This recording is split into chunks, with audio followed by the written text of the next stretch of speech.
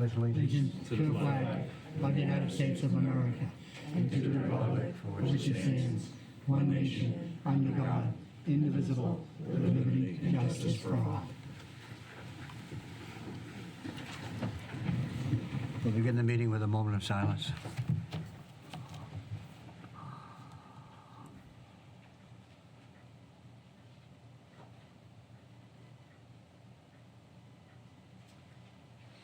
This meeting's being recorded and televised by WHCA.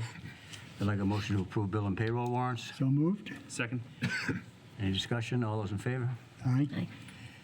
I'd like a motion to accept the correspondence in the read file. So moved. Second. Any discussion? All those in favor? Aye. And now's the time for public forum. Is anyone who wants to speak on something that's not on the agenda? So, Yes, Mr. Rosen. Should we wait a few minutes? Because I don't want to run into the time of the public hearing. Uh, I'm going to need several minutes. Okay, well, the public hearing isn't really scheduled until 7:05. You want to wait? You want to wait? I'll speak. Excuse me, is there anyone else that's going to speak in public forum too, just so we get an idea? Okay, so you're going to go solo. Doing it by myself. First of all, Mr. Chairman, thank you for giving me the opportunity to speak in public forum tonight. I know that the local school department is not allowing people to speak in public forum anymore. And I would like to address a couple of things. And it does grieve me to be here. However, there are a lot of people in this town that don't have Facebook. I'm one of them. Unfortunately, the town of Whitman does not have a newspaper anymore, which is really unfortunate. So there's a lot of people out here that have no idea what's going on in this town. And what's going on in this town is outrageous. You know, you and I are probably the oldest people in this room that know what, that know what Proposition 2.5 I'll is. take the knife out. You could. I'm sure that You some of could- the you could assessors be right, understand what Proposition 2.5 is. But, you know, going back to the late 70s, early 80s, we had probably, and don't quote me on this, an $11 or $12 million budget. And we had to deal with Proposition 2.5 was limited, Citizens for Limited Taxation, Barbara Anderson. She came to Whitman and spoke. Proposition 2.5 passed. Proposition 2.5 meant you can't raise your property taxes more than 2.5%. And thank God, because some of us would probably be homeless. But you know, what really has aggravated me for years is that you have the police department, the fire department, DPW, town hall employees, do a pretty good job of submitting budgets that are less than 4 or 5%. And the Board of Selectmen negotiates them down, they pass. Yes, we've still lost employees in this town despite what some people have said. Look at the clerk's office. But the request from the police, fire, town hall, DPW is never outrageous. The school department, however, comes in and wants all the money. And they come in and they ask for 15%, 14%, 10%. It's outrageous. And I feel like I haven't been able to speak about it for a number of years, being a local businessman, but I'm unhinged now. It's outrageous what's been going on. I understand that there was a member of the school committee that just threw a bomb accusing everybody else of taking all the money. All the money's going to the schools. And it has for years. And it's not right when you have to constrain by what we have to constrain with. And then one day, when somebody wakes up and goes, oh, Jesus, we're $1.4 million in debt. Well, that's good. How'd that happen? What should have happened that day is, and who knows who knew what when, because you can't get any information from the school department. You can't speak publicly. They only meet every 2 weeks rather than every 2 days to resolve a $1.4 million problem, which also is wrong. And you wake up and you find out you're $1.4 million in debt. What should have happened is the school committee, the chair or whoever, should have asked the superintendent, who, by the way, I'm going to quote him, said, He said, I saw it on TV, the responsibility lies with me. Well, if the responsibility lies with him, he should have been fired that day. He should have been escorted out of the building, said, thank you very much, and see ya, as should his assistants. And I don't know if there's one or two, because I don't know if there's one or two. But they should have been gone too. Then the committee should have sat down and gone, what the hell are we going to do? We're $1.4 million in debt. But that hasn't happened. And let me just say that I don't have a dog in this fight, with the exception that I'm a taxpayer. And as we all know and read on Facebook, I own half the town, so I must be paying one hell of a tax bill. That's my only dog in this fight. I know teachers. My daughter is a teacher. My daughter-in-law is a teacher. My son-in-law is a teacher. Thank goodness not in this district. I know what teachers do. I know that they spend their own money and their own funds buying supplies and stuff. It's outrageous what's going on. So let me use an analogy, and I'll use a couple of them. The first analogy would be, if you had a sports team and they were 0-9 and they really stunk, you fire the coach. You don't fire the players. If I owned a restaurant, which I don't, thank God, and all of a sudden one day the person in charge, my GM, comes and says to me, oh, by the way, we're going to lose $1.4 million. First I would ask how it happened, then I would escort them out the door, but I would not fire the waitresses, because the waitresses are the one that make it happen. I was texting with my kids a number of weeks ago. I don't know how many weeks ago this all happened, that there was this revelation we're $1.4 million in debt. My kids, we were going back and forth, and I said, unfortunately, my feeling is they won't do the right thing. They're going to lay off teachers. I have the text. I can show it to anybody who wants to see it. The fact of the matter is they didn't do the right thing. They laid off, we assume they laid off teachers, or they shifted them around, or they did something. That's what we're hearing. But you don't know. And I'm telling you right now that if you gave me an organizational chart with no names, just give me positions and salaries from teachers up, not counting the teachers, I'll cut $1 million out of that budget in 10 minutes without laying off a teacher. And that's what I think is wrong. The threat has always been, oh, it's the kids, it's the kids. It's not the kids. Like hell, it's the kids. It's wrong. Speaking about kids, I want to commend them, not condemn them, I want to commend them for doing what they did yesterday, because they stood up for themselves, because nobody else is standing up for them. And I think they're closing, that it's time for a forensic audit for the administration, not from the teachers down, from the teachers up, for all of those people. And I think next year, they should be required to submit a zero-based budget, which I've called for in a number of departments over the years. Other departments do it. There's no reason we can't do it. And then that way, we won't be asking for a 15% budget or a 16% budget. We'll have some numbers that are real. I think it's a shame what's happening.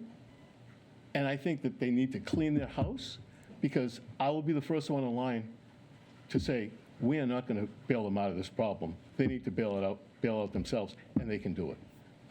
I just want to say thank you for giving me the opportunity to speak. Good night. Thank you, Richard. Thank you. Pardon me, that was the end of public forum. Oh, it was? You let him speak, but not a school committee member? Yes. Seems propaganda-like. Yeah, it does. Yes. I wouldn't mind to hear a response. You want to hear a response? This is not a discussion. He gave public forum, and we had said that we had time for one. There was only one person here who said they wanted to speak. You weren't here. Okay, so if you don't... And we're 5 minutes late for the scheduled hearing. Yes. She's a school committee member. She'd like to speak. I think it's right to let her speak, you know. All right, I'll give in to Sean. You can speak. We're not having a discussion, though. Not interested in it. Okay. If you want to say something, say it. Thank you. Thank you. I'm not going to speak as a committee. I'm going to speak in budgeting terms. Consistently, We present our budgets, everything before, and at the end, we add a school budget. That is improper budgeting. You're supposed to do the schools first. Whatever process has caused that, we need to correct. Additionally, you do not commonly budgets for schools often go beyond that 2.5%. The governor said expect 4%, 14% in the last budget cycle. Yeah, 14 for every school, because things were going to not be funded as well in certain areas. And she was right. Okay? You use those state numbers to understand where you're going. We did not do that. I was personally a person who did look at those numbers, and I asked for the budget on town health floor. I asked for it, and I explained we needed this budget or we were going to have problems. Now, people can mislead the public into thinking that we have enough. We don't. We don't service like other towns do. I welcome a forensic audit, quite frankly, personally, but I don't know what my committee will do. I always do think that openness is the way to go, but I do think misleading the public into thinking this is just a problem at the school level and not maybe underfunding and skating way too close to the edge so that any fluctuation would make you a house of cards fall. And I think you should probably all wait before you make those assumptions. Thank you so much.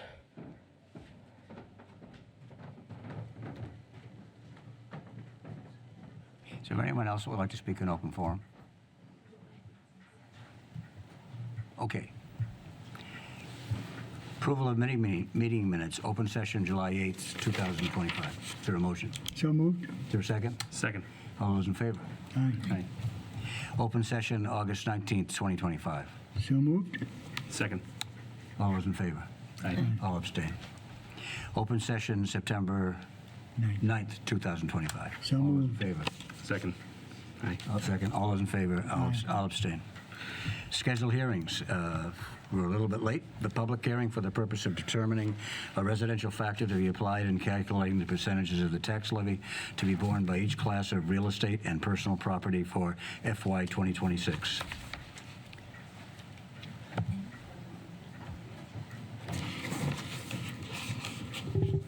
Good evening.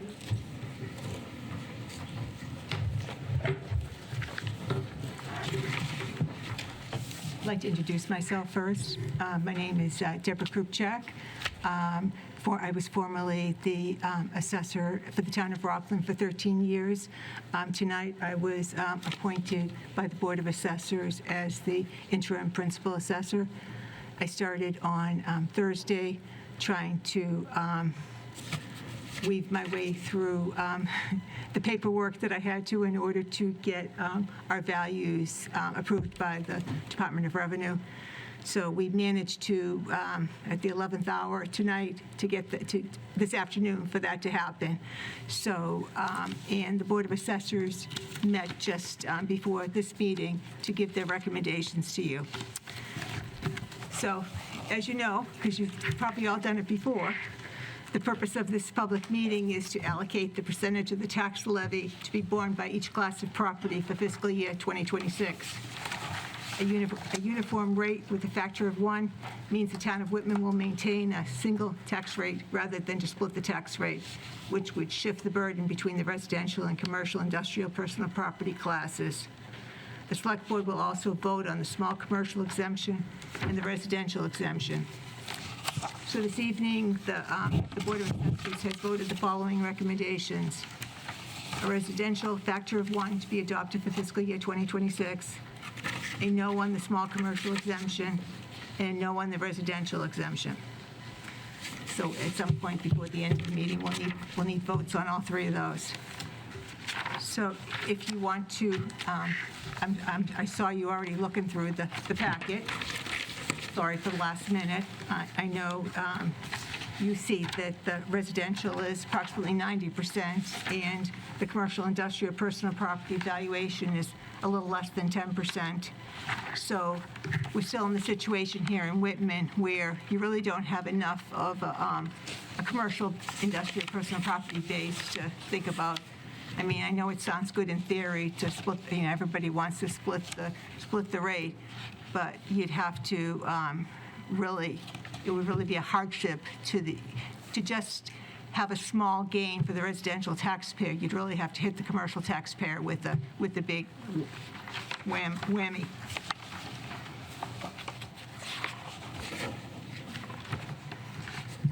So growth is, for this year, is approximately the same as last year. On the last page, Do you have an opinion on 125, that? excuse me? Do you have an opinion on that number? It seems really low to me. It's lower than last year. It's approximately, right? Yeah, well, it's what Yeah. Debbie walked into, what Yeah. was already done. Do I have an opinion? It seems low, but not knowing the town, not having gone through, all the permits or, Yeah. Anecdotally, it seems really low. Yeah. And I'm wondering just in general about the amendment process, like to amend the new growth, like there's a line for that, right, for last year?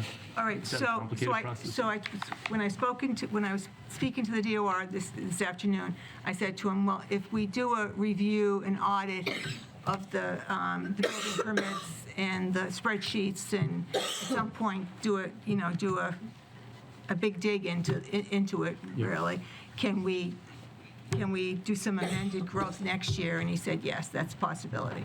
But, the ship has sailed for this year, it is what it is for this year. Okay. Just to make the point for everybody listening, our new growth projection is low compared to past years, for sure. Yeah. Like I said, I think last year and this year were lower, but previous to that, it was a lot higher. You're absolutely correct. We haven't opened the public hearing yet, but we've got a question in the back. Yes? Just curious, what is the new growth figure? $125,329.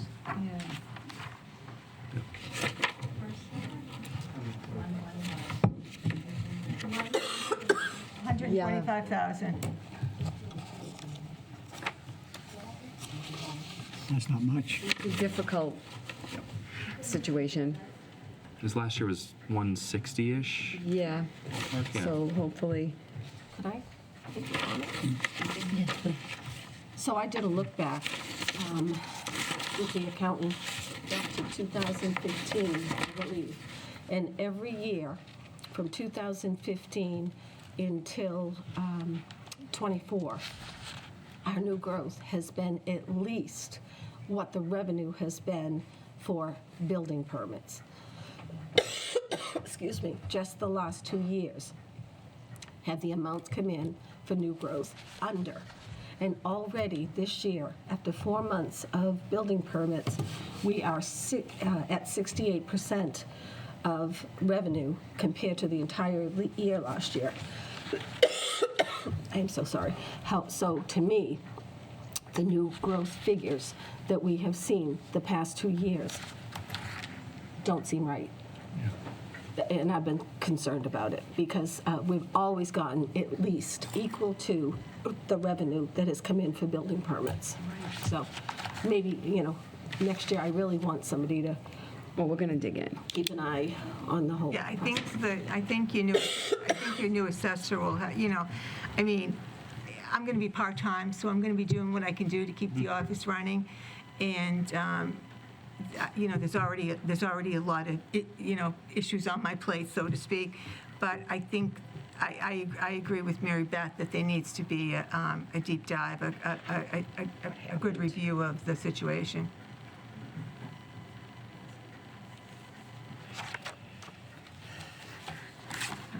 So where do we stand right now?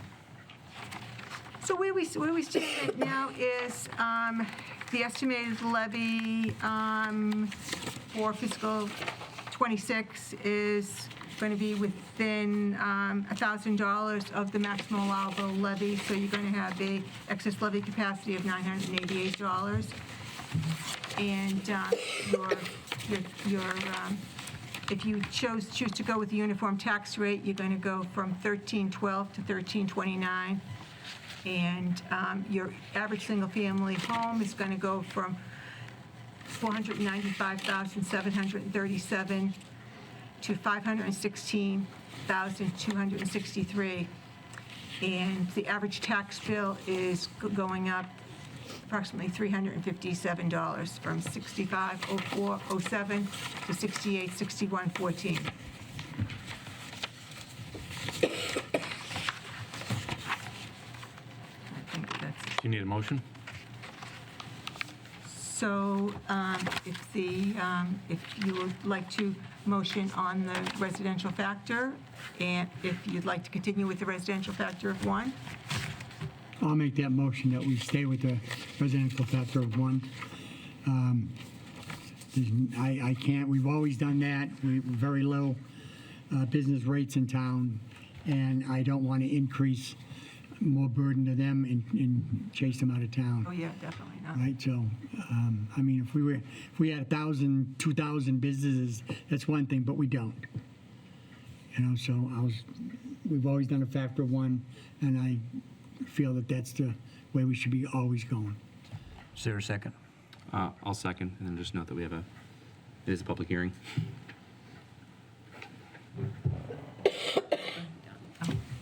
Thank you. Yes, Is this the right time for the public hearing Sure. comment? Thank you. Dawn Byers, 20 Russell Road. As far as assessing residential properties and personal property, and I believe under personal property, it actually includes companies that are utilities. Is that right? It's called a 504, not to be confused with the public school system and IEPs and 504s. In the municipal world, right, a 504 is a utility. So in Whitman, we have an area of town that has a large utility structure. And it's my recollection, maybe 10 years ago, there was a large amount of tax revenue that could have been collected that wasn't for one reason or other, and it showed up in the excess levy of more than $1 million.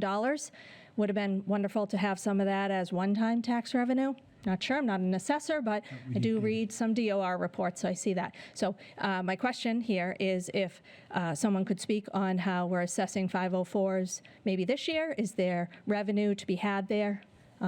If so, thank you. So 504 utilities, there's a special formula that the DOR came up with the utilities. And basically, we have to take what they give us. So if they claim that they have 26 million or they have 11 million, whatever it is what it, you know. So, and every year, those utilities also have new growth, so they add to the new growth figure.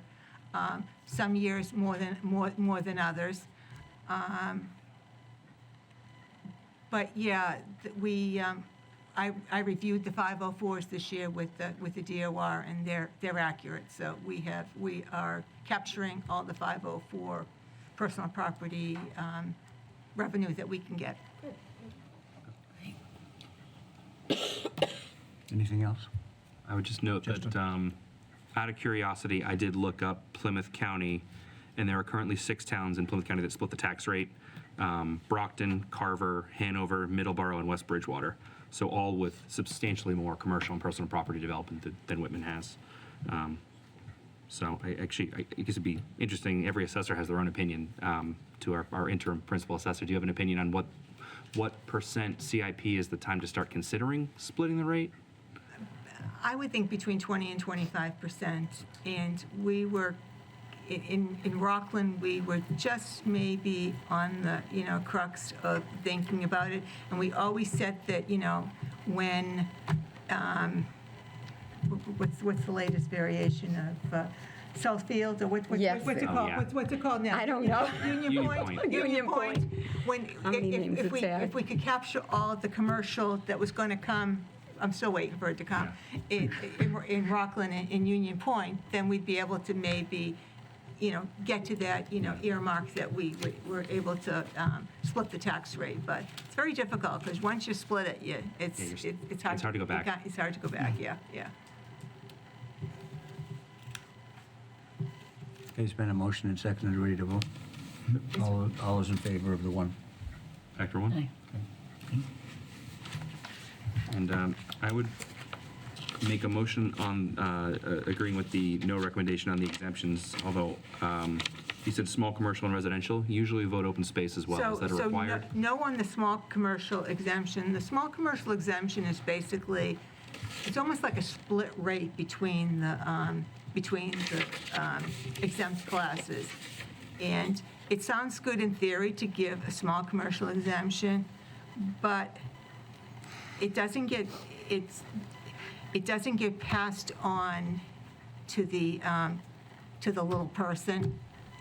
Like how can I explain it?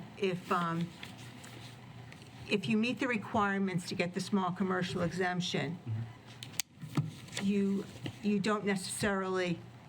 It could be a very large taxpayer that gets the small commercial exemption, but he doesn't pass it on to those small The tenant companies, itself, those tenants. Yes, Okay, I yes. see. Yeah, so, I mean, most years we vote, I think the residential and the open space. I assume we vote the small commercial. Yeah. Did you make a recommendation on the open space? I assume it's still no, but. The Board of Assessors voted to recommend a no vote on that. So then I would motion to take their 3 no recommendations on the exemptions. Is there a second? I'll second that. Any discussion? All those in favor? And the Board of Assessors also recommends a no vote on the residential exemption. Is there a motion? Sure. So moved. Second? Second. Discussion? I should just say, John Galvin's not here tonight. He does usually ask questions about the residential exemption. I was looking for him. He told me he was going to, but I don't know what happened to him tonight. But it's, and this is again, my understanding, that is just splitting it within the residential class, right? So you're taking your, in the same tenant issue, landlord issue. Right, so Yeah. the town of Whitman, based more or less, probably has 95% of the properties are owned and occupied by the person that owns them. So it would be like a city in Boston who a lot of people are renting their units, and those people who live in the city of Boston, who they're the ones that who own and occupy. They're the ones that are getting it in Boston because there's so many people that live out of town, or in a community that may be a vacation destination, maybe Eastham or Wellfleet, where yeah. a lot of people will be out of town people. You may give the people who are owning and occupied, living there year round, you may give them an exemption. Gotcha. Okay, that's it. That's it. I just want to say that Deb did an excellent job. She came in here literally in 2 days and got this all put together, and a little bit of teamwork, and Kathy helped out a little bit, and we got it done. So We really appreciate it. Thank you, Heidi, and Oh, thank yeah, you. you really have a great town hall between the town clerk, the accountant, the selectman's office. I mean, everyone's so in IT too, I don't want to leave out IT. Everyone's so happy to help out. Thank you. Thank you. Thank you very much. Did we on a actually good vote that? path, guys. The motion and seconded. Yeah. Oh, all those in favor? Took all the votes For the you need, minutes. right? Huh? We took all the votes you need. Yep. Oh, and I do want to say, as it stands now, the excess levy capacity is estimated at $988, so we're going to be taxing up to the limit this year, so. Okay, well, thank you so much. Thank you. Thank you.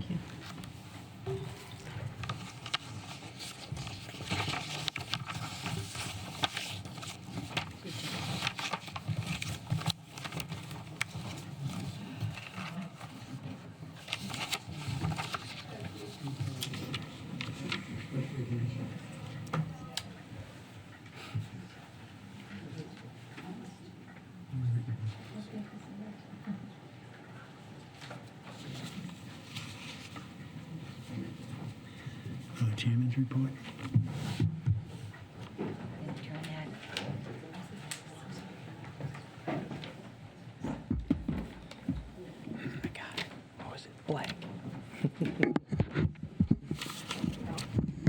Do you remember that? Like that? Carl? Carl? Carl, do you have a chairman's report? Yeah. I'm just waiting for Mary people Beth to... asked. Mary Beth asked. No, I was just wondering before Variantis starts. Before we get into the formal Regal Shoe Site presentation, I just have a couple of things in the chairman's report. First thing is, we did have the school committee last week voted to have a meeting amongst the chair of the selectmen from Hanson and the select board from Hanson and Whitman with the superintendent. And we had that meeting last Monday, 3 o'clock. Meeting could have lasted 5 or 10 minutes because immediately the superintendent said that we are not in a position really to ask the schools to ask the towns to offer any immediate support, because we need to do some work as a school department to try to take care of some business. But we did talk for a while, and it was a good meeting. It looked like they were going to get ready to try to come to grips with the 1.4 million that we all know that they have under budgeted, or they don't have the money for. And a number of things, if you go to social media, which I don't, but which people like to report to me, have happened since then. So we're waiting for that to become more public. I don't want to talk about the schools right now because it's all over the place, and I wanted to have something positive to say tonight. So what I wanted to do in the chairman's report is to just remind everybody how generous this town has been to its children and to its schools over the years. It's clear.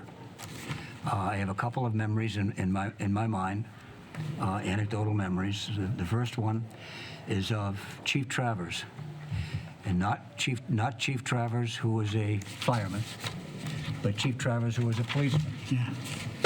And I can remember Chief Travers years and years ago in a great political movement, walking down the center aisle of town meeting, dressed in his uniform and walking only as he can walk to get up to the podium, and saying that he was fully aware that our children in town were having some emotional difficulties, and what he was speaking for was for the town to establish a Whitman Counseling Center,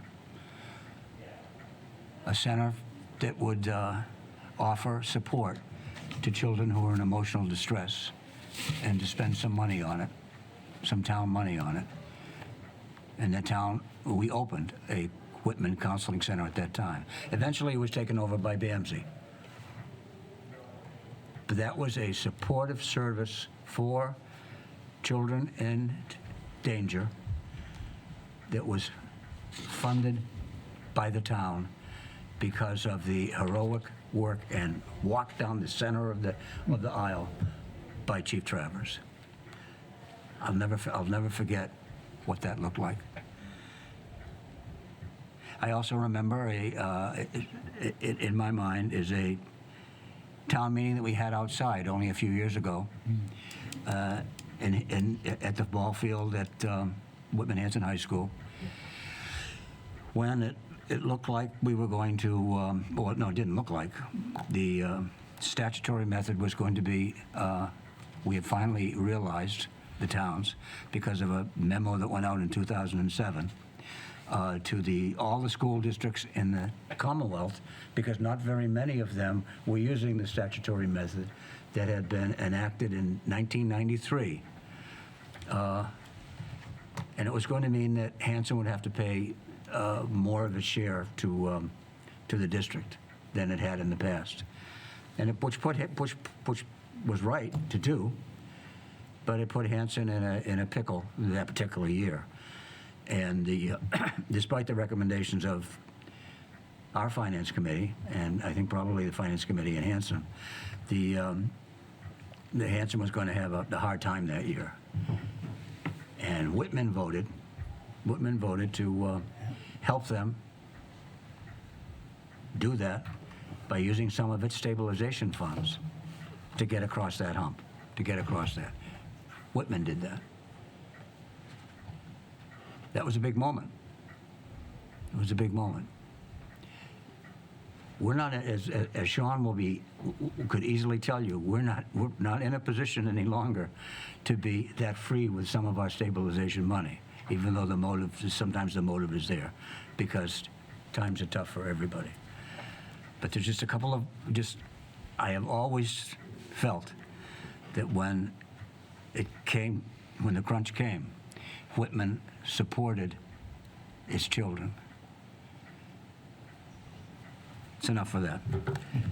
What I really wanted to do was to lighten the moment here tonight. So what I would like to do is to have you all think about what was on the front page of last week's Quincy Patriot Ledger, and that is a picture of Charlie, the little baby alligator. Whitman made the front page of the Sunday Ledger, of the weekend Ledger. And why am I particularly proud of that? Because our Joe Kenny, one of our animal control officers, played a big role in rescuing Charlie the baby alligator from the Charles River. He rescued him, and they're taking care of him. I called Joe over the weekend, and I says, it'd be really nice if I might lighten up the week, have people concentrate on something else. If you could bring little Charlie in, and maybe we could introduce him to the crowd here. And he said, gee, I'd like to do that, but Charlie's got pneumonia, and if I bring him in, he might die. And I said, well, let's not bring Charlie in a box. That wouldn't be a good thing. But I wanted to mention Joe and the great work that he does with crazy critters. And I saw Joe on television a few times this weekend, and that's our Joe. That's our Joe Kenny. And in some ways, we can all feel proud that little Charlie, is he still alive? Yes. Yeah, little Charlie is still alive. And that's my report. Now, the next item on the agenda is the presentation by Verdante's, the Regal Shoe Site. And there we go. Excellent. Thank you for having us this evening. So my name is Dan Curran. I'm with Verdantis. I'll let my colleagues over here introduce themselves briefly. Hi, yes, my name is Tracy Costa. I am the Northeast Brownfields and Government Sector Leader for Verdantis, and I'm also a Massachusetts licensed site professional. Hi there, I'm Nick Chiaquinto. I'm the Senior Economic Development Planner at Old Colony Planning Council, and we are the agency who secured the $500,000 grant from the EPA to provide funding for the assessment activities. So through OCPC, we've been over the last about year or so performing assessment activities at the Regal Shoe Site in conjunction with Kathy and Mary Beth's team. They thought it would be beneficial for us to come in this evening, just give an overview on the site history, some of the environmental assessment and cleanup activities that have been conducted, and the results of some of our analysis for potential cleanup opportunities for the site. The site consists of an approximate 19.84 acre parcel of land located along South Avenue next to the MBTA station. The property was originally developed in the mid-1800s for industrial use as shoe factory.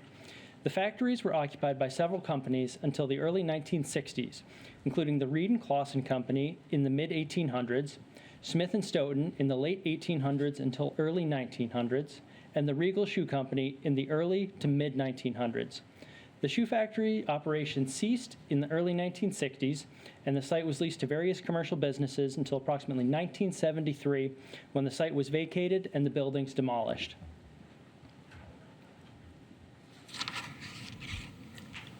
Since the mid-1990s to 2005, there's been a series of environmental assessment and some cleanup activities. In the 1990s, on behalf of the former owner, a release of petroleum hydrocarbons was identified to the site soil and groundwater during redevelopment activities that was attributable to gasoline-impacted fill and broken feed lines from a former 15,000-gallon fuel oil underground storage tank. Additionally, there were stockpiles identified at the site, which were comprised of fill. They were found to be impacted by metals, petroleum hydrocarbons. There was an investigation of sludge into the former wastewater cisterns, which identified a range of constituents of concern. In 2004, assessment activities identified PAH impacts to soil and lead to groundwater in the vicinity of these former cisterns. Those assessment activities were undertaken on behalf of the Mass DEP. In 2005 and 2006, the U.S. EPA performed assessment and cleanup activities under a removal action. It's important to note that these removal activities, when they performed remediation work, weren't focused on bringing the site into regulatory compliance under the Mass DEP, but instead was focused on really just trying to eliminate main sources of concern that could be, an impact to site trespassers, users, folks like that. So the US EPA conducted sampling to evaluate stockpiles, surficial soils, subsurface soils, the former wastewater cisterns, and surface water and sediment water within the adjoining brook. US EPA identified 4 areas of impacts to soil, and including evidence of a historic landfill containing brick, wood, metal, and leather debris, along with metal and PAH impacts in the soil. Based on these findings, EPA conducted targeted excavations in the 4 areas of concern. These included a corridor the northeastern portion of the site, western portion of the site, the former cisterns, and the western non-wetland portion of the landfill. These targeted excavations were performed, backfilled, lined with geotextile fabric as a form of a cap to mitigate impacts to residual materials below.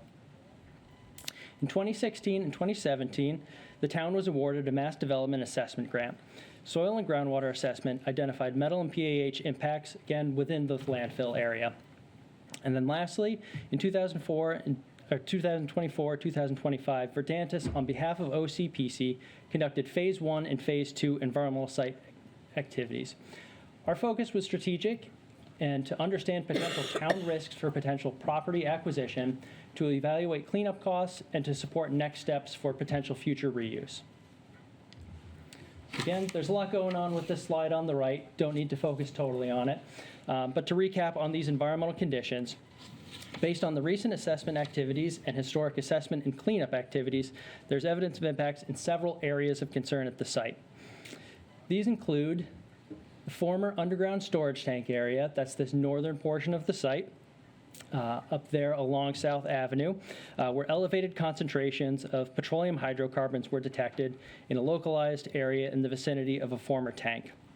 They have what EPA called Area 3, comprising approximate 3,000 square foot area along the western boundary of the site. That's this narrow corridor that abuts the MBTA train line, where PAH metal impacts were partially excavated and then capped. There's Area 5, that's down here at the edge of this landfill area, where EPA performed targeted remediation activities. This comprises an approximate 21,000 square foot area in the western portion of the landfill outside of regulated wetland areas. And an approximate 13,000 square foot portion of this was previously capped by the EPA. Based on recent assessment results, impacts to groundwater have not been identified, and conditions do not indicate a likelihood for potential vapor intrusion into future site-occupied buildings. And then lastly, referring to Poor Brook, which abuts along the eastern property boundary, impacts to sediment and surface water have not been fully assessed. As shown in the red shaded area, are portions of the site which have been mapped as wetlands. So to recap these areas of concern, there's Area 3, our kind of narrow corridor along the western boundary of the train station. There is Area 5, the capped portion of the landfill, and then the remaining portion of the landfill, which does stretch a little down into here, largely within the wetland areas. So again, we want, if you can just go back, just so everybody can just get an idea of what we're referring to. So that landfill, portions of that are within a wetland area and portions of it are capped. Keep in mind, so again, if it's hard to see, that the landfill contains leather hides and debris from the former shoe factory. However, there's no evidence that there are any impacts to soil or groundwater associated with that. And that current cap appears to mitigate risk to any receptors. So that would be human receptors and also ecological receptors. We just wanted to clarify that because as you look at this figure and you see a landfill area, it might cause some concern. Also, it's not really an area that would be developable, and we'll talk a little bit more about that in the future slides. Thank you. You're welcome. As part of our work with OCPC, we evaluated several cleanup scenarios for the site. These scenarios are broken out into those areas of concern which you just discussed, and were evaluated based on the effectiveness of cleanup, the technical difficulty in implementing the remedy, again, such as having to perform cleanup activity in wetlands, and estimated costs. The first alternative scenario is to perform no additional cleanup. You could implement an institutional control in the form of deed restrictions to limit exposure to impacted soil and perform groundwater monitoring. We estimate costs to implement this cleanup alternative to be approximately $225,000. Alternative 2 is again to implement institutional controls as well as complete installation of a cap over the portion of the landfill located within the wetland area and perform groundwater monitoring. Any disturbance of wetlands would require a notice of intent with the Conservation Committee and replication of wetland resources at the closure of those cleanup activities. We estimate costs to implement this cleanup alternative to be just shy of $900,000. Alternative 3 focused on excavation of impacted soil. So that's actually going in, digging out the source material, and removing it from the site. We broke this into 3 subcategories based on the areas of concern. 3A is excavation and removal of impacted soil in the portion of the landfill located in the wetlands, performing that wetland replication and monitoring. Again, just to jump back, that would be largely the wetland portion of this landfill. And we estimate cost to implement this cleanup alternative to be over $4.5 million. Scenario 3B is excavation and removal of impacted soil in Area 3. That's that 3,000 square foot area along this portion of the railroad corridor. And then again, performing monitoring. We estimate costs for this to be approximately $400,000. And then lastly, alternative 3C is excavation and removal of impacted soil in Area 5 and the upland landfill area. So that's, again, this old EPA area and then the portions of the landfill that are not within the wetlands. And we estimate costs for this to be, approximately $1.5 million. If I may also, so just to give you a little bit more background about this property, the town does not currently own it. There's been an absentee owner for many years, and back taxes, and Mary Beth, I understand that's hundreds of thousands of dollars. With interest, yeah. With interest.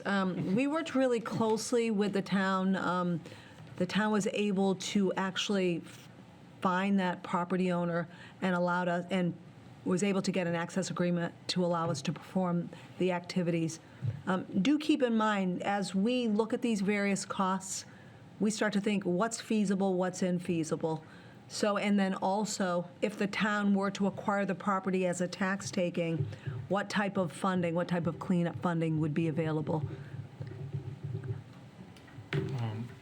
And of those options, which would make it potentially buildable? Well, so we can talk a little bit about that, because again, as we start to look at those alternatives, certainly it's starting to think about how much would the town want to take on. So, for example, trying to get the site as close to, we'll say, developable or maybe more palatable for a developer. Keeping in mind, there's only, there's a certain amount of funding that's readily available. Mass development offers up to $750,000 in cleanup funding, but usually that's in $250K over a 3-year duration.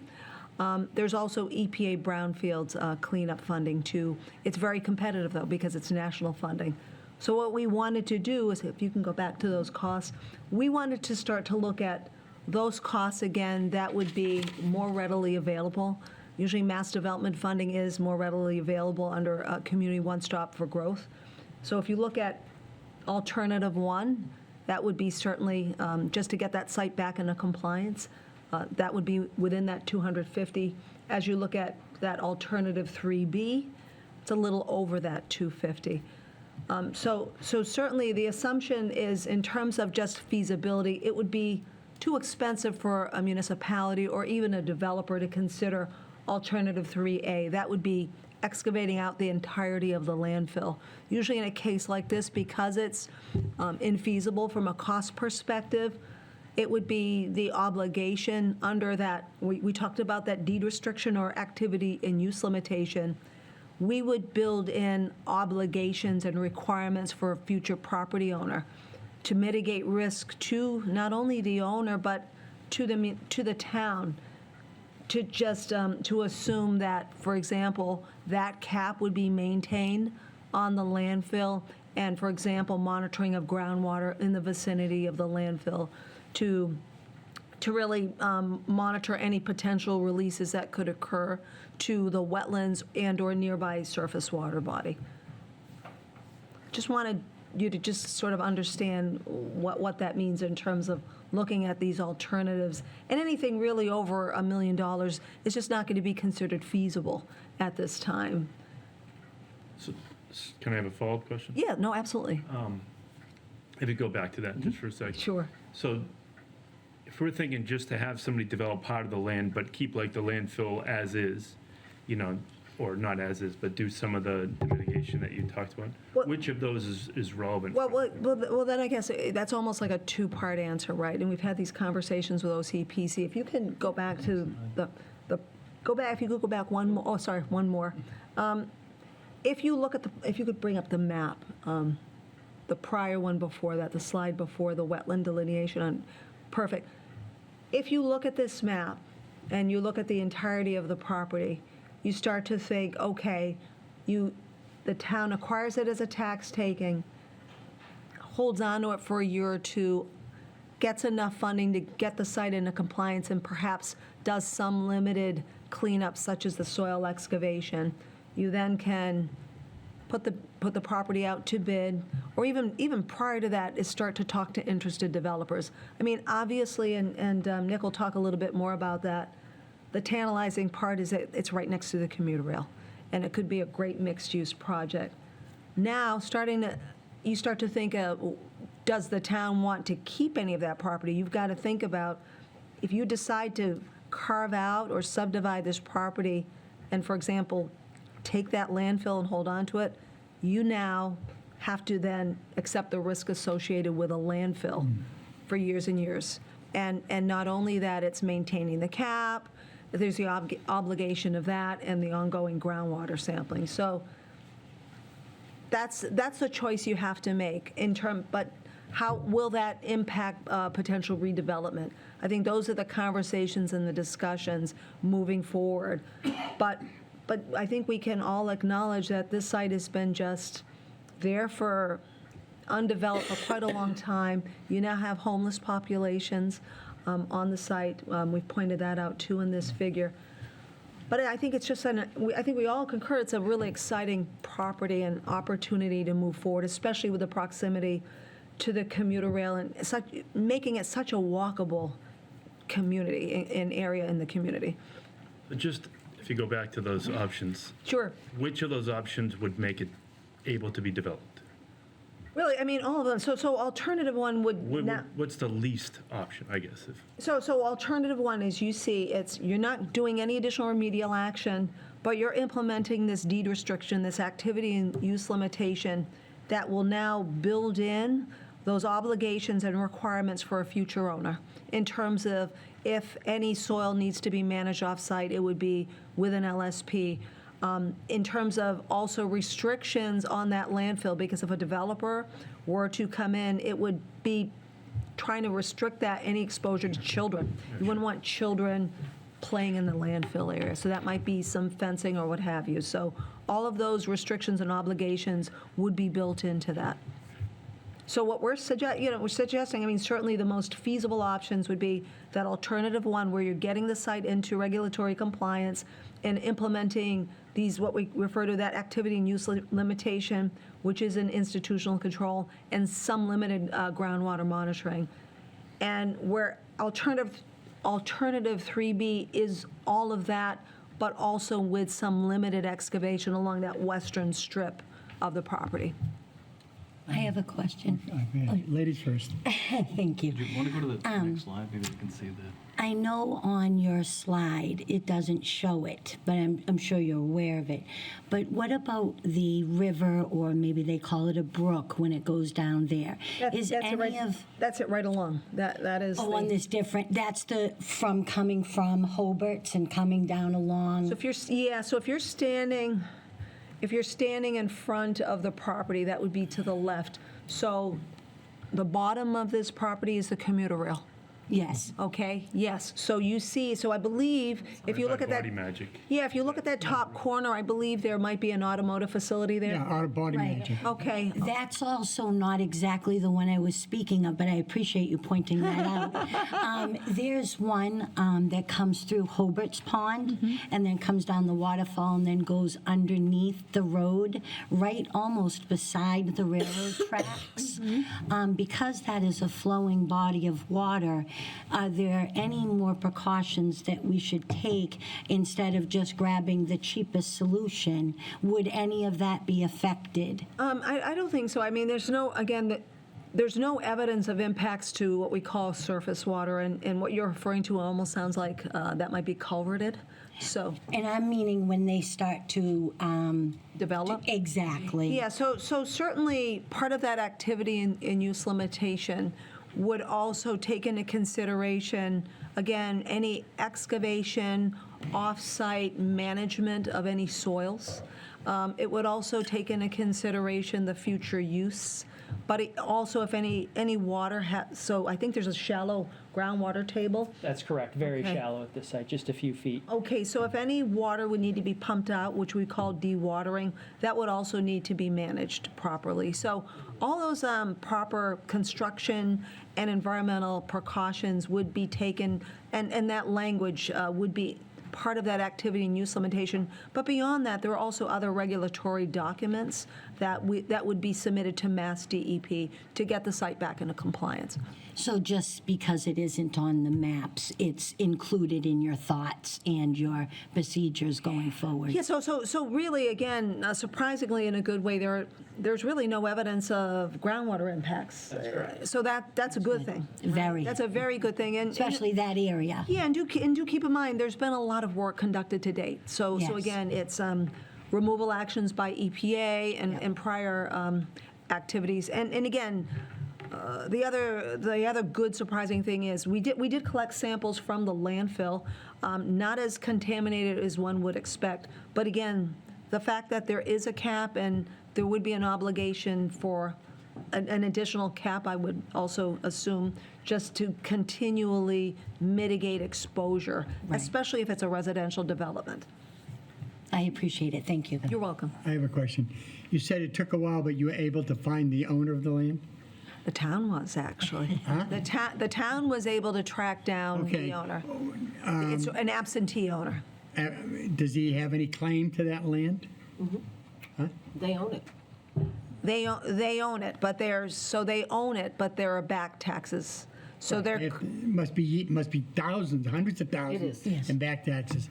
Because I can remember years ago when the state came in and they cleared, I think there was a fuel tank, the state paid for it and got it all, that we were thinking one of the ideas is knowing so that you don't cut into the soil to put a solar field there. And, and what money it would bring in, what you wouldn't use for the town to use all the, what they can collect for electricity, sell it to other towns. well, I think you've Would got some. that be a safer thing to do? Well, you have some limitations, right? Because you start to see 2.5 acres, right, in terms of potential development area. That's it, huh? And that does not even take into consideration any buffer zones, right? Yeah.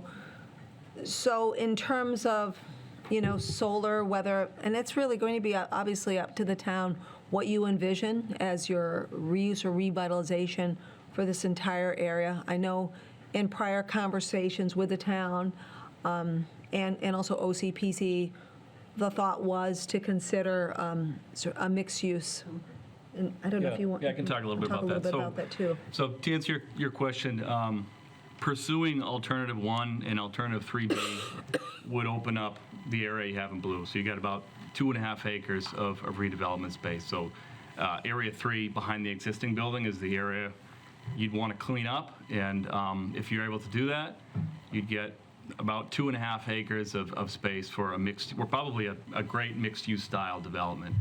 2.5 acres is a pretty solid footprint for a development like that. And with the train station next door, I know there's more than sufficient capacity to accommodate more ridership.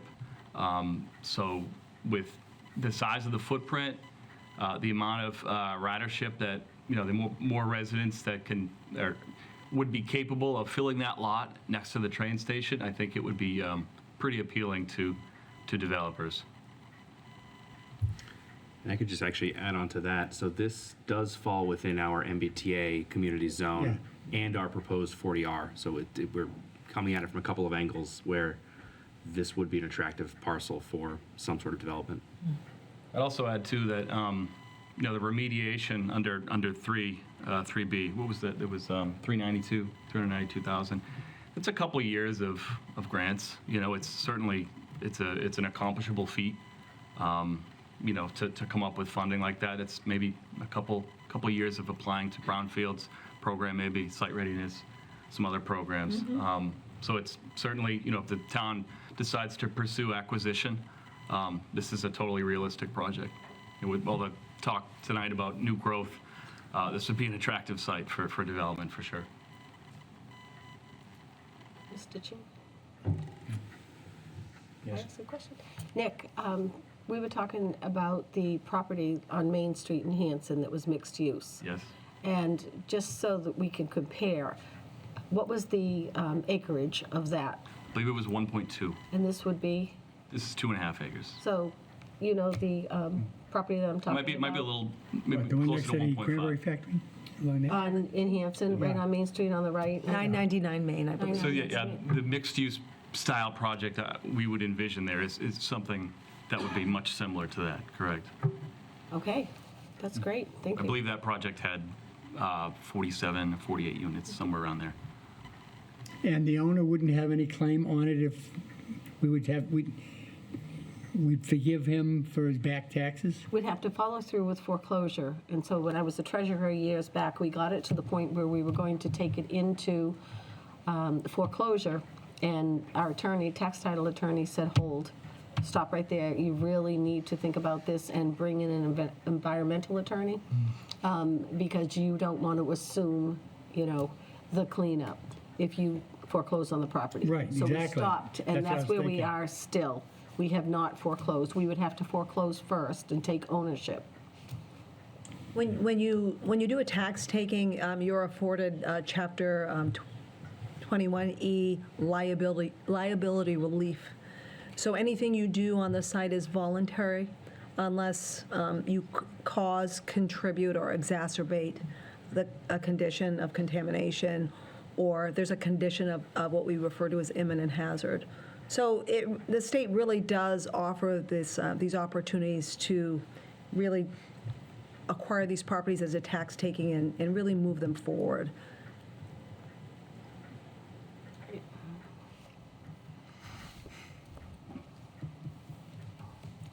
I just have a kind of maybe not even an appropriate question, so forgive me if it isn't. But as we build, what about like our infrastructure in this town, and what are we able as a small town to not so much afford to do, but afford in the context of the taxing on our police, our fire, our DPW, our water, our sewage, our roads, our sidewalks? Are there grants as well that we would be able to upgrade or repair or even completely do some of these projects that would be needed? Well, the good part about having a new development pop up is that you can, when that happens, you can leverage a new project for grant money. So probably the primary thing that agencies in the state look for in a grant application or proposal is whether there's been investment there already. They see that as an impetus for follow-on investment. So, well, perhaps not, immediately. If there's something that comes in there, the opportunity to leverage the investment that's occurred makes you far more competitive in grant applications down the road. That's always just sort of been a 101 system that the state uses to help. Yeah, to score and determine a community's application, how competitive it is. Right. And I'm just looking for ways to explain to the public because, some are they're very divided on this. And I've explained that I would have held fast to not developing, but knowing the areas of development, we cannot afford to take over that ourselves. So I just want to make sure that I'm able to give everybody the right information. And that's a little bit of a light at the end of the tunnel. So thank you. Absolutely. And one other question. If you can go back to the map, this one here. The wetlands map. Oh, that one there, yeah. Now, you're saying the outline around where the factory used to be, that's the buildable area, you're saying, Well, right? with the exception, so keep in mind, this figure also shows, if you look at, that would be this, I believe, sort of the southwest corner. This is also showing a portion of that abutting commercial property. Okay, Remember what the about, Barber? now, So all the red area, right, that's on there where the brook goes through, yeah. Wetland. What, that's all wetland? That's all wetland. Yes, so the town, when Frank Lineman was Right, here, yeah. he actually did a wetland delineation, a survey. So the town has already done that. Yeah, I know that, yeah. Now, none of that area is contaminated, is it? No, but it's not developable. Right, okay, But you do, all right. so you do see the landfill area, that's a non-jurisdictional wetland, yes. That's what I thought, okay.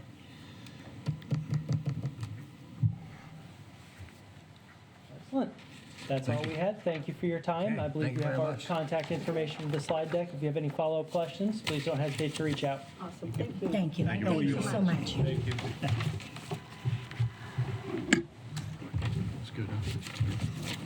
Thank you. See you at the dinner.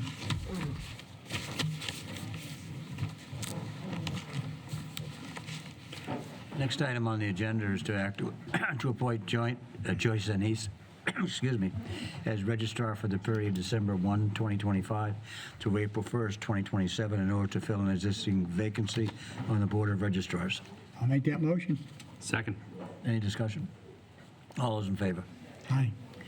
Act to rescind the appointment of Michelle McNulty as town council effective December 31st, 2025, with amazing regret. Right, I was just going to say that. If I don't make that motion, we have to hear, no. I'll make that motion. I'll second that motion. All those in favor? Aye. Literally my entire life, she's been our town council. I know, That's she's been a long time. This is a sad moment. Act to appoint Peter Sumners as town council effective January 1st, 2026. So moved. Second. All those in favor? Aye. Act to rescind the appointment of Peter Sumners as assistant town council effective January 1st, 2026. So moved. Second. All those in favor? Aye. Act to appoint Scott D. Benton to the position of auxiliary special police officer for a one-year term through June 30th, 2026. Is there a motion? I'll make that motion for discussion. Second. Any discussion? All those in favor? Oh, Dan, it's open. Oh, Yeah, Yeah. I was just, he was the chief, he was the acting chief, and right, and now I guess they got a chief there now, so they don't need him, and he's going to come here as a special police officer. Is he all passed all his exams and things like that? To be So I all right? believe that, yes, he has, whether or not that's all cut up on post, but as of today, yes, I believe everything is all set, and it would be contingent upon meeting all the post requirements.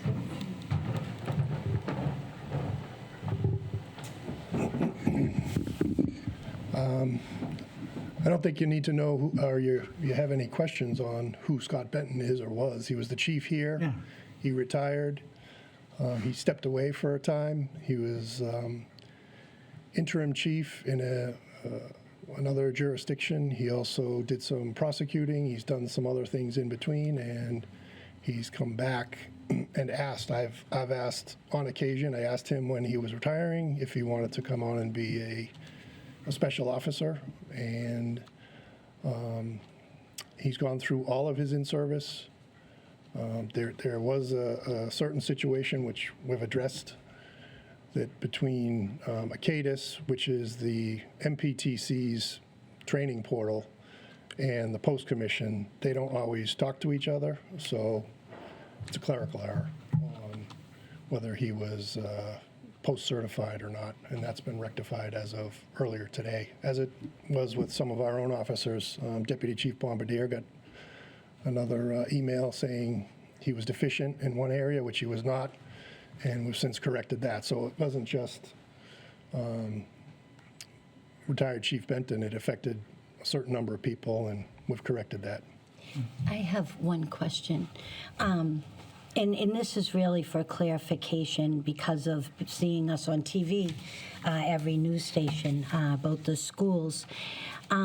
Is there a reason that retired Chief Benton, who has retired, fills that position and that we can't give it to a police officer, because I understand needs to stay with the police, that has been laid off or in the future laid off, or can maybe Mary Beth speak to that, if any future layoffs would even happen with the budget? This is because of the budget.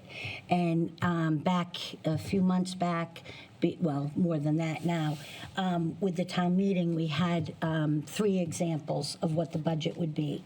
And one was if the override passed and the other were not. And there were police officers, as well as fire, as well as everywhere, because sadly, a budget is a budget, and, you know, not anyone doesn't want this.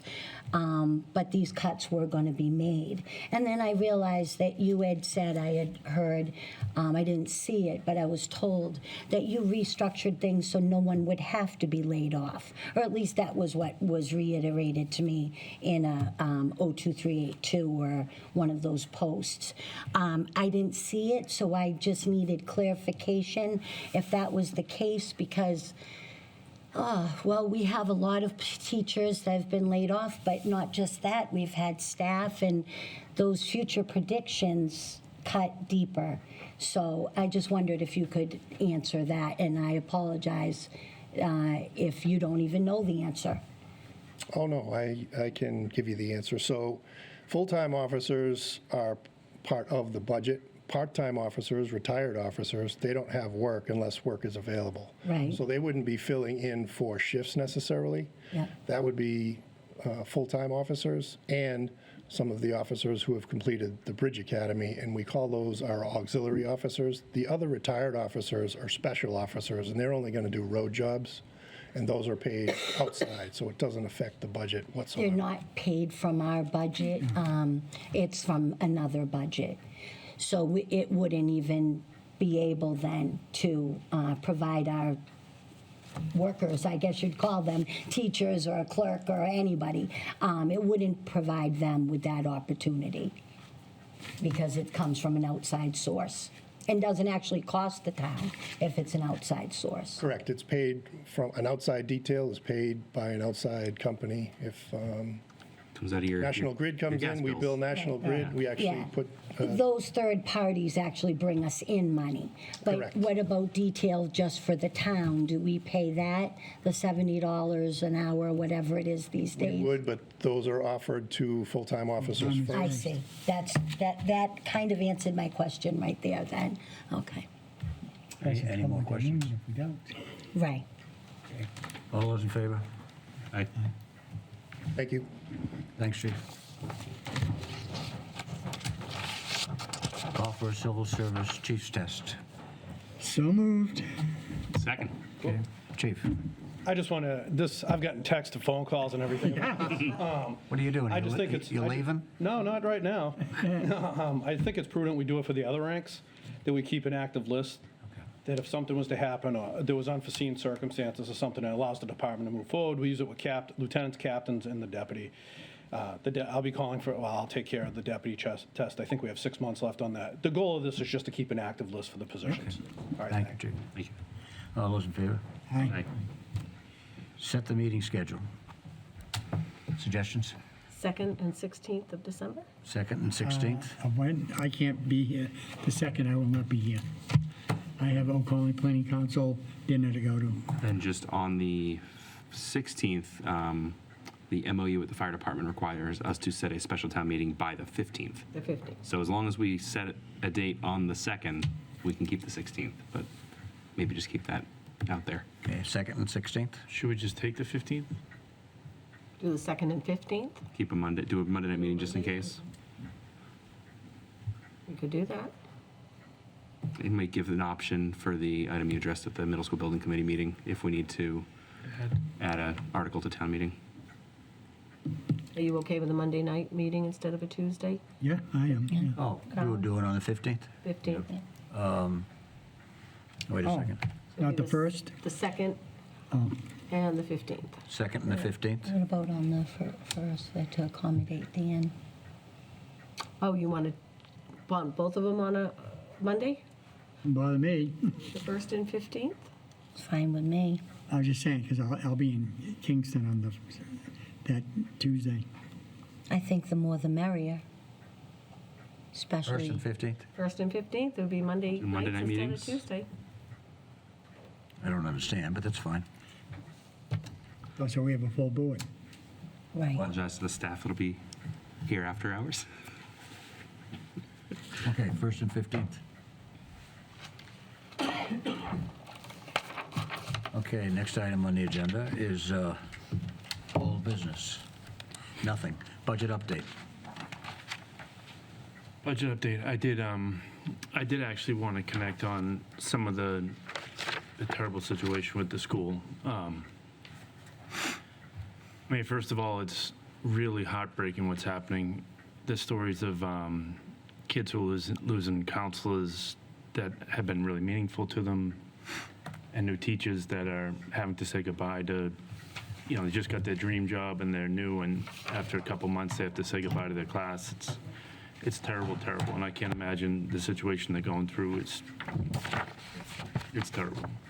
And the school committee too. I mean, there's not a lot of new members of the school committee, and to have to go through this is, some of the letters that they've written have been like really emotional, and you can tell that they're really going through a hard time, so I feel like first and foremost, as a human, my heart really goes out to them. But the business side of being a selectman, we do have to consider some of the financial repercussions, and I think one connection I do want to make is with the circuit breaker. I don't know if you guys have followed this a little bit, but it was about 4 years ago. There was tension. Randy Lamontina and John Galvin, so a representative of this select board, had gone to the school committee meeting, and there was significant tension over the use of circuit breaker. It went back and forth, and basically the chair at the time, Chris Howard, he kind of agreed that there was tension, and he really wanted to increase transparency. That was like the point of the change, was to make sure that all stakeholders, but select board, school committee, and public at home could see how are they using circuit breaker. The reason that's important is because over the next couple of years, they seem to follow that pretty closely. But then the last 2 years, they stepped away from it. And I'm not saying that a committee doesn't have the prerogative to tweak a policy that they make or whatnot. There are times when we choose to alter a policy that we make, and I think that's completely appropriate. But I think in this case, why it's a little bit of a concern is because they did change the way that they were using circuit breaker. They started to spend more than they were taking in for reimbursement, but they weren't explicitly talking about it as a committee. So without explicitly talking about it as a committee, they didn't have the awareness of we're kind of spending more than we otherwise would. you know? So that's one of the factors that have kind of got them into this situation. So then if they find themselves in this really difficult situation, and usually the best practice that they had been following with circuit breaker would be that they'd have about a year's worth of funding in the account. So if they had to draw on it a little bit during a crunch time, they could. The crunch time came, their circuit breaker account is empty, and they don't have a place to pull for that. You know, so it hit them kind of hard. We still don't know the details. I do think they're doing a good job of, they started a budget subcommittee again, and they're really going through the details thoroughly. Brian Tressel is the chair of that committee. I feel like those guys are really there for the right reasons, and they're trying to be thorough. And I think for me, the takeaway of our connection to their budget and whatnot is simply the financial policy that we have implemented is there for a reason. And the next 5 years are going to be trying on us. They're going to be difficult budgets. We know that. And it's going to be tempting to step away from those. And again, I'm not saying that we have to completely black and white follow them to the letter of the law, but we need to stay close. We need to keep them in our conversations. We need to, if we do tweak our financial policy, we need to put it under a microscope and track it carefully over the next, so many months, because this kind of thing, I think, it can happen, and it can really undermine the community. So as far as 26 goes, FY 26 for the school committee, they've got through phase one, but according to the budget subcommittee, they are systematically going through and looking for efficiencies. So, and they have found some. So it does seem like they're making up some funds that way. So that's a good thing. So hopefully the second phase won't be so bad, because they are able to find some ways to make up money. But when we step into 27 does look really difficult for them. The cost of living, mostly for Unit A, the teachers is going to go in next year, and it's just over 3%. I think it's 3.25 for next year. 3.25 for next year. So that's a chunk of change that they're going to have to account for. There's also a transportation contract that is coming up, which is a big contract that I don't think there's a whole lot of negotiation involved, and it looks like there's going to be an increase. And then maybe another contract pertaining to janitorial services, right? So three big kind of hits that they're going to have to account for in 27. So it just gives us, we still obviously don't know details, but it gives us some insight into their budget and how it's going to be, how we're going to have to kind of share the pool coming. And it hits, as you heard earlier tonight, where we're looking at 125,000 in new growth. So the revenue share is going to be less. Less, yeah. For us, for our budget process, we're in the process of our long-term planning, so we're going through that tool, and we're gonna really kind of fine-tune that, add what we did last year, but add the details this year. We're preparing for the special town meeting, which is gonna happen either in December or January, so we're definitely in our sleeves are rolled up, and we're starting to really get in the trenches of the budget. Thank you. Anybody have any questions? Yeah, Sean, what I don't want to see what happens is, for us to maintain things, we had to lay people off at town hall and make full-time, part-time schedules. I don't want to see that happen again. To support the schools. Matter of fact, I'd like to get those people back, if we can. But I think, I didn't mean to cut you. right, but I'm saying, because I look at it this way. Children are very important, and I think teachers teach. And I don't think they ever should be laid off. But always remember one thing. Most of our employees are there for emergency reasons. Police, fire, DPW. Those are three big departments. I don't want to be cutting off fire and all of a sudden the ambulance can't get there for 10 minutes and somebody passes. Police department, something's happening, the cruisers can't get there for 10 or 15 minutes, that's a problem. DPW, we don't have our streets plowed. or things taken care of, water mains, stuff like that. They're very, very important to this town. And I think we have to look at that and say, look, some of our facilities, are just as important as the schools. And, and I don't think that we should be, cutting our departments to deal with that. They need to look at that. Laying off people that's the easy thing to do, to lay off somebody. But if they look at how they spend their money on certain areas, right, and really budget, and not just say, okay, this is what we'll do, or we'll run out of money, we'll fire 2 people. That's the wrong way to do things. I think you could see with public comment tonight the kind of opposite ends of the spectrum and perspectives. One of the school committee members saying, listen, we're underfunded continuously, and how are we going to do this? And the other, you're taking up all of the finite amount of resources that we're having, that we have. So I think the job that we need to make sure that we do as we move into the formal budget process is to make sure that we are transparent about how we divvy up resources. Is it fair and it's transparent so that people can see that's how we do it? We started that last year, and I think we really made progress. But I think really opening that up so that people can see this is the amount of money that we have, and this is how we're divvying it up, and this is why we think it's fair, and we can discuss it, and allow people to ask questions about it. So I don't want people in the dark about what we do and have a real strong perspective one way or the other without the relevant information to be able to form a more informed opinion about it.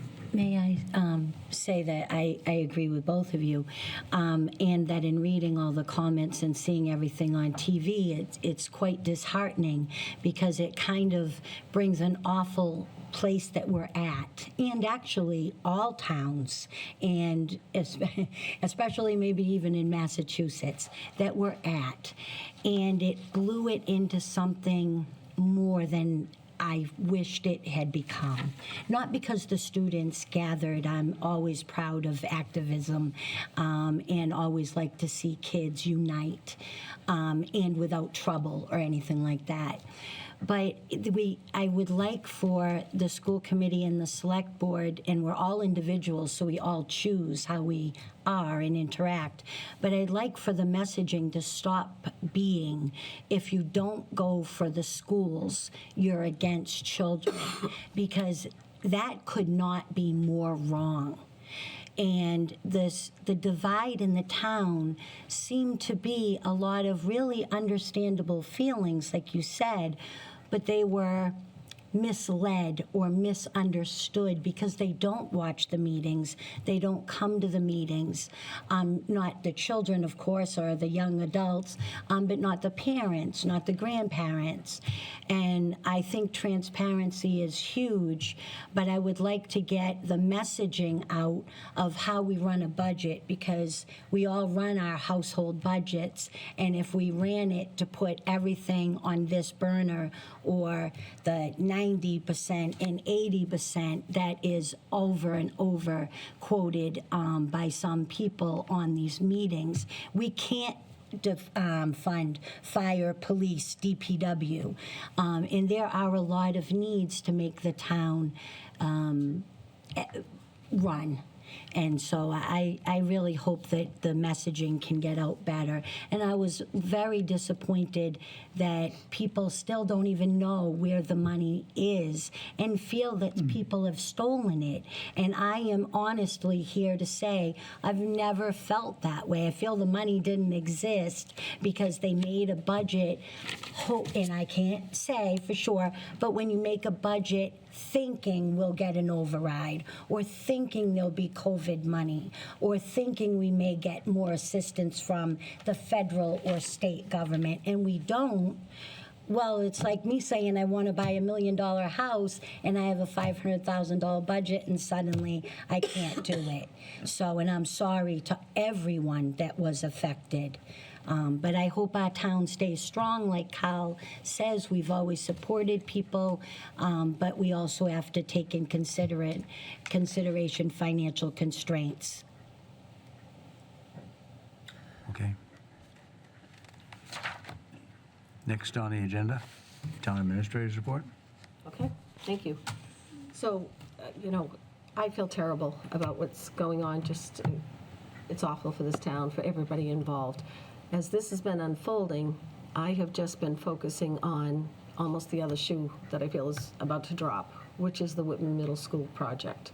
So, as many of you know, I have been extremely concerned over the past couple of years about the cash flow, financing, and the required audits that are necessary in order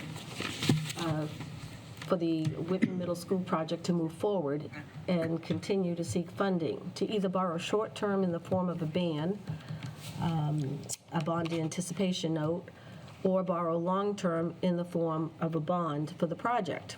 Originally, the town had approved an $850,000 article for the feasibility study. A ban was taken out by the district. We rolled it for a year. The following year, we paid that off with ARPA funds. Then the project needed to go out and actually borrow. So the district planned to issue a ban, a short-term note in 2024 for $6 million, which they estimated would be borrowed at an interest rate of 4% to fund the first phase of the project. The projected interest for the town was estimated at $240,000, which would come due in 2025. That amount of $240,000 is what we put on our budget for fiscal '25 for interest. They actually went out and borrowed for that ban after town meeting in '24. However, they needed to borrow $8 million instead of $6 million because the project cash flow dictated a higher amount was necessary at the time the project went out to borrow for the next round of funds. So they found they were planning on $6 million, but they realized what they had been spending, $6 million wasn't going to be enough, so they upped it to $8 million. So the interest rate the district received was 5.875%, not the 4% that they had estimated, which was considerably higher than the anticipated 4% interest rate. The district received a much higher interest rate on the ban issue for $8 million due to the fact that the district borrowed without a short-term rating. So why did they not have a short-term rating? They didn't have a short-term rating because they didn't have their audits. At that time, they didn't have their 22 or their 23 audit. So the district couldn't obtain a short-term rating due to the status of their incomplete audits. At the time, they did not have their 22 or their 23 final audits completed. If the town had borrowed the $8 million ban based on Whitman's bond rating, which is a AA3, it was estimated that the issue would have received an interest rate of approximately 3.8 to 4%, but they received 5.875. For the same issue, if we had gone out to the competitive market instead of the 5.875 interest rate for the district. Now, that rate they received was just for a one-year rate for a short-term ban. So it's important to note that the district did not receive any bids when they went out to borrow the $8 million ban. So instead of 6, they went for 8. They put it out into the competitive market for people to bid on the ban, and actually nobody even bid on it. So Oppenheimer, which is a financial institution, was contacted as they had originally expressed an interest in the issue. So they expressed an interest, they got some information, but they decided not to bid. So after they were contacted, because nobody had bid, they did say, okay, we'll take it, we'll make a bid for 5.875%. And what that resulted in, instead of a $6 million issue in 8, instead of 4%, it was 5.875. We had budgeted $240,000, but the total interest came in at $431,793.31. So the town had the additional interest of $191,793.31, which was going to come due the following year. We ended up, we talked to the DOR, and they said, just raise it on the recap, which we did, and we paid that. The following year comes around in May of 2025, and the district planned to borrow $30 million. They needed $30 million because they wanted to pay off the $8 million ban that they had taken out the year before, issued in 2024, and they wanted another $22 million to work with to move the project forward. The district had two syndicates, two firms that had originally expressed an interest on the $30 million bond issue. However, ultimately, neither of them placed a bid at all. So again, late audits negatively impacted the issue for the district. They had a couple of choices. They could, negotiating the bonds would have resulted in an even higher cost of debt service. So when you go out to bond in the long-term bond market, you go to a competitive sale, people say, yes, I've read up on the issue and I'm interested and I'll put in a bid. A negotiated bond is where a group is formed. It's a syndicated group of underwriters that go out and pretty much negotiate a sale with particular lenders. They didn't have enough time to do that once nobody bid on the bonds. And the other issue would be competitively issuing bans. If they did that, they didn't have enough time to meet the deadline. So they talked to Oppenheimer, and Oppenheimer said, okay, we won't, it's not going to take a bond. We're not going to go out for a bond, but we will do a 10-month ban and at a higher interest rate. So the best course of action at the time was to accept a bid from Oppenheimer, who was already holding the $8 million ban. That came up for renewal, and normally somebody else would bid. Nobody did, so Oppenheimer said, okay, I'll give you a 10-month ban at 4.875. Normally, band interest rates are lower than bond interest rates. But in this case, a 4.875 rate for a ban was quite high. And typically, short-term interest rates are lower than long-term interest rates. But since the required audits had not been completed, they were unable to borrow a bond as planned and had to go with a ban. Mary Beth, if I could just jump in there too. So when they went out to seek the $30 million bond, they were also doing that on a State House note. So because they didn't have a credit rating in to do the borrowing, because I think they just completed their 22 audit, didn't have the 23 or the 24 done now that it was early 2025. They got permission to borrow through the state using the state's credit rating, where the collateral on that kind of borrowing would be their Chapter 70 funds in the future. Still nobody bid on it. Which is huge because That's huge, because that means that someone looked at the district and their ability to pay, not here's their credit rating, here's their collateral. you're correct. And so I was contacted by the MFOB, the Municipal Finance Oversight Board from the state, and I was on a very large call with everybody, and they did decide that they would allow the district to use their rating. But when I say they wanted a $30 million bond and they went out and got no bids, that was with the state's rating.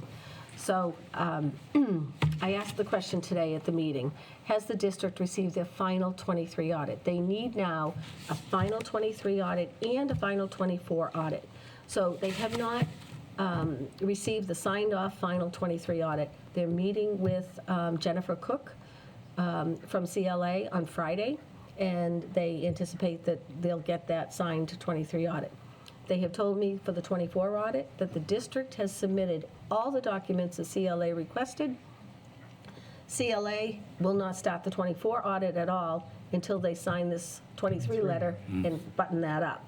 Now, as we all know, with auditors, they ask for a lot of information, and once they get it, that leads them now to have more follow-up questions and more documents.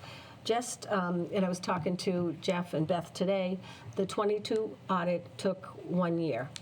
So I would like to have a staff-level meeting, and I brought this up today, with Jeff Simonak and George Farrow, Brian Hyde from the district, Ben Oglesby and Derek Bogner from UFASI, which is our financial advisors, Unibank Financial Services, Rick Manley, who is bond counsel from Troutman, Pepper, and Locke LLP, Jennifer Cook from CLA, auditors for the district. They're also the town's auditors.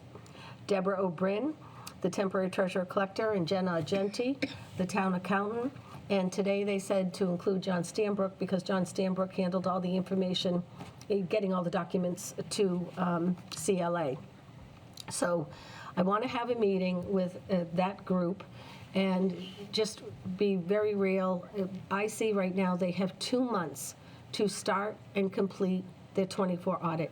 And to me, I don't think that's going to happen. Not only do they have to complete the audit, they have to seek a bond rating to get reinstated, and of course, a favorable rating. And unfortunately, with everything surrounding the district right now, I don't see that they would get a favorable rating. So what I would like to discuss is an IMA, an intermunicipal agreement, to see if that could be considered where the town, they draft that up, the bond council will draft that up. It will go to the school committee for a vote, and it will go to the select board for a vote. And then the town would be in a position to borrow the funds on the town's rating, yet the funds would come in, and Rick Manley said it probably could be written up that it doesn't really change anything with the MSBA or the OPM or anything else. The district would still handle the reimbursement for all the MSBA and handle all the invoices for payment and all that. So what's required, number one, after we do the IMA, would be an article for a town meeting the bond council would draft. And since we are planning a special town meeting, I feel that this is a time for us to consider it. To find out the end of January that, oh, they're not going to make the deadline in time to borrow, we wouldn't have enough time to schedule a special town meeting with all the timing and to go out for the whole bond issue. You have to put out your official statement. You have to have a rating call. The select board has to vote. There are so many steps. And I went over the rough timeline yesterday with Unibank, with the financial advisor, and with bond counsel for the district. And it's very rough, but they're set to get a bond rating in early February. Well, originally, the CLA thought they could have this done by the end of February. I said, no, after my call yesterday, the audit has to be completed and finalized and even a rating in place by mid-January. This is November 18th. It took 1 year to get the 22 audit. Even if they have everything ready to go for the auditors on Friday and they sign their 23 and they turn to 24, I don't see the timeline. It just is, it doesn't make sense. And borrowing, if the town were to borrow, it would save the taxpayers money, because and even say we put this IMA in front of the town and the town said, no, we're not doing it. We're not taking over the borrowing. That's it. The district will still go out. They may not get people initially to bid on things. Somebody will say, sure, I'll give you a 6-month ban. It's going to be a super high rate, but I'll take that. Will somebody also say, oh, we'll give you another 10, 20, 30 million to continue the project? So these are the things I worry about. When this all started to unravel, I'm already concentrating on, oh my goodness, March 18th is the renewal date. So for all that to happen, the district was going to go out in early February for the bond rating. They were going to go in March 3rd for, the sale date, go in the following week to the school committee for a vote, and then settle on March 17th. In order for them to go out for their rating in early February, they can't have the audit done at the end of February. So Beth was pushing to back that up to the end of January. It's just so tight. I don't see a downside for the town to take over the borrowing, especially in light of what's happening. It would just cost us more for the district to do it. I think we should consider it. So as long as you don't mind, I'd like to continue with this meeting that I proposed. I don't think we should consider it. Well, I do think we should consider it, but I think we should make a decision now. I think we should move ahead with this ASAP. The downside of if this falls apart is catastrophic. Right. The downside of us borrowing for a building that we own is what? It's not going to hurt our credit rating. It's not going to hurt our capacity to borrow. Like, we'll be able to borrow at a rate it's going to be More realistic. favorable. It's going to be more favorable, which is going to save the taxpayers money, and we take control over it. So it should just be predictable and stable, which is exactly what we want. Us not taking over the borrowing doesn't stop anything. The project was approved, and that's not changing. So it's whether or not we borrow at a favorable rate, a more favorable rate, or let this go down the road. I mean, I don't think ultimately, and I did mention to bond counsel my fears and concerns about, oh my goodness, what happens if there's a default? And that Oppenheimer puts out their hand and we say, well, here's the $1,230,000 in interest we appropriated. And they're like, yeah, but you didn't roll the band. Someone owes me $30 million. So I don't think it would come to that, because I think that they would be able to at least ban on a very short term at a very high interest rate to get them to their audit completion or something. I don't see the downside in putting this forth for a January meeting. I have a question. They are a region, their own little government. Aren't they the ones that are supposed to go out and take care of this? Can we just overstep them and say, okay, we'll pay it, you screwed up? So Dan, on that, on the authority to do this, for a regional school district doing a building project, yes, the district usually owns it. Right. I think the next step, if the school, not even the school committee, if administration agrees that this is a path forward in timeline we'd like to consider, the next step is talk to the MSBA, because it may take a waiver from the MSBA, because this is breaking from precedent. And I did a quick search. I didn't, not an in-depth one. I have not found a regional school building project where the owner of the bond changed after construction started. So this is probably new ground for a state building, for a municipal building project. MSBA is going to have to make a decision. Yeah, and so it may take action of the MSBA at their board level. It may take an amendment of the project funding agreement that the district signed with the MSBA, although handling it through the district where they're processing everything may alleviate that issue. But there may still be more unknowns. If we start exploring this, we have to really vet it out, because the downside risk of us actually succeeding in borrowing is nothing. We get a better rating, we end up saving money. It's really, I think the risk is starting to pursue this process if the district backs off their aggressive timeline to get a bond rating, and then it all falls apart. There wouldn't be enough time if we waited until Correct. January. We couldn't possibly take all the steps that are required and close on the bond or band by the settlement date. Another thing is, it doesn't look like the district would be able to bond. I think that their option would be to ban. And really, they wanted to bond the $30 million last year, and in speaking with Beth, they want to bond this year as well. If we do it, we could just go out like we did with the DPW, and we just bonded right out of the gate. To clarify just some simple, though, for people who are just kind of starting to pay attention to this issue, in either case, the building is owned by the town of Whitman. Correct. So whether we borrow or they borrow, in either case, that building is owned by the town of Whitman, not the regional school district. Correct.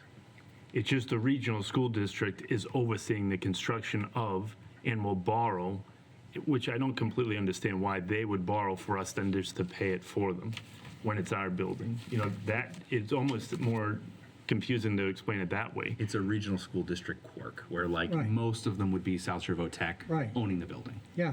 But in this case, we own the building, so I don't think it's not crazy to say then we should borrow for the building that we own. It's almost what people would obviously expect. I got that question. Did the school, regional school, did they look at